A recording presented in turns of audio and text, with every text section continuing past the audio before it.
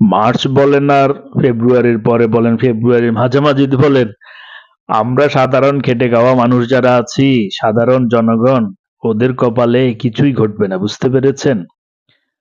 তবে সাধারণ জনগণের এটা সচেতনতার মধ্যে রাখতে হবে যেন দেশের তলার মাটি, পায়ের তলার মাটিটুকু যেন আবার হাতছাড়া না হয়ে যায়।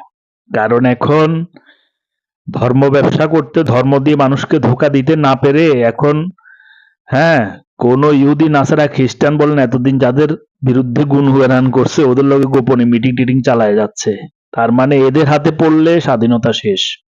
আর যেই দলে আসুক না কেন, দেখান না এই যে নিমকহারাম মুনাফেক গুলো, ধর্মের নামে যারা বদমাশি করে বেড়াচ্ছে, এরা কিন্তু যাদেরকে আপনারা ভাবছেন যে আজকে আপনাদের ঘোরতর শত্রু, ওইসব দলের সাথে কোলাকুলি করে রাস্তা ব্লক করে দিবে, আপনি রুগী নিয়েও রাস্তা দিয়ে যাইতে পারবেন না, তখন আরেক চেহারা দেখবেন। তার মানে কি হলো, লাউ আর কদু একই হলো, জনগণের কিছুই হলো না, কিছুই হবে না, এটা একবারে নিশ্চিত লিখে রাখেন। কারণ দেশে যখন একটা কি দুইটা দল শক্তিশালী থাকে তখনই দেশের উন্নয়ন হয়। আর এই স্যাসরারা যখন নেমে পড়ে, কারণ 80% তো দেশ চালানোর মতো যে একটা মন্ত্রী পরিষদ লাগে ওইটা করার যোগ্য লোকই নাই। সুন্দর করে কথা বলে স্ট্যান্ডার্ড ল্যাঙ্গুয়েজে বা ইন্টারন্যাশনাল ল্যাঙ্গুয়েজ জানে এরকম লোকই তো নাই, দুইটা দল ছাড়া, দুইটা কা তিনটা দল ছাড়া।